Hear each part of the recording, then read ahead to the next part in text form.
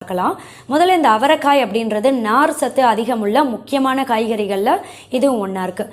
எந்த அளவுக்கு நார் சத்து இதில் இருக்குன்னு கேட்டிங்கன்னா, மதிய உணவில் ஒரே ஒரு கப் அளவு அவரைக்காய், சமைத்த அவரைக்காய், பெரிய கப்பு கூட இல்லை, நார்மல் மீடியம் சைஸ் அளவு கப்பில் நீங்கள் எடுத்துக்கிட்டிங்கன்னா அந்த ஒரு நாளுக்கு தேவையான 36% நார் சத்து இந்த அவரைக்காய் மூலமாக உங்கள் உடலுக்கு போய் சேரும். இந்த நார் சத்து அப்படின்றது நமக்கு எந்த அளவுக்கு முக்கியம்னு கேட்டிங்கன்னா, மலச்சிக்கல் பிரச்சனை ஏற்படாமல் தடுக்கிறதுக்கு கண்டிப்பாக தினமும் போதுமான அளவு நார் சத்து நம்ம சாப்பிட வேண்டியது ரொம்ப ரொம்ப முக்கியமான விஷயம். அதே மாதிரி செரிமானம் சம்பந்தப்பட்ட எந்த ஒரு பிரச்சனையும் ஏற்படாமல் தடுத்து செரிமான திறனையே அதிகமாக்கக்கூடிய தன்மை நார் சத்துல அதிக அளவில் இருக்கு.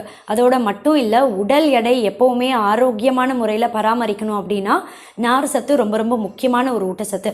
உடல் பருமனாக இருந்து உடல் எடையை குறைக்கிறதுக்கு நான் டயட்லாம் ஃபாலோ பண்ணுறேன் அப்படின்னா கண்டிப்பாக நீங்கள் என்ன செய்யணும், இந்த அவரைக்காயை உங்கள் அன்றாட உணவில் சேர்க்கணும். அட்லீஸ்ட் ஒரு வாரத்துக்கு ஒரு தடவையாவது. அவரைக்காய் அப்படின்றது இதில் இருக்கக்கூடிய